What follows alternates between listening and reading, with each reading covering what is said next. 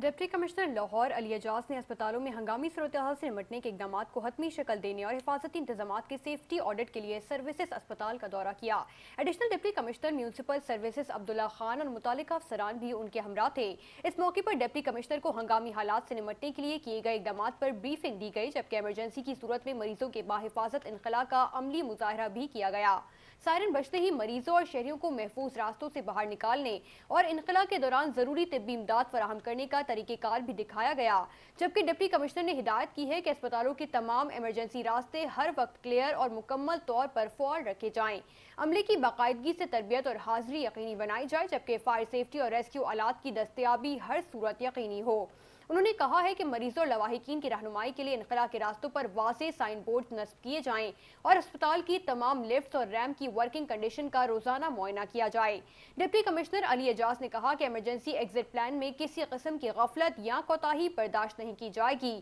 جبکہ ہنگامی حالات میں مریضوں اور شہریوں کا بروقت انخلاء انتہائی اہم ہے اور انتظامیہ تمام اسپتالوں میں حفاظتی انتظامات کی سخت مانیٹرنگ بھی کر رہی ہے۔ انہوں نے کہا ہے کہ اسپتالوں کے ایمرجنسی رسپانس پلان کو بہترین معیار کے مطابق بنایا جا رہا ہے اور شہریوں کے لیے اسپتالوں کو مکمل محفوظ بنانے کے لیے حفاظتی انتظامات کو فول پروف کیا جا رہا ہے۔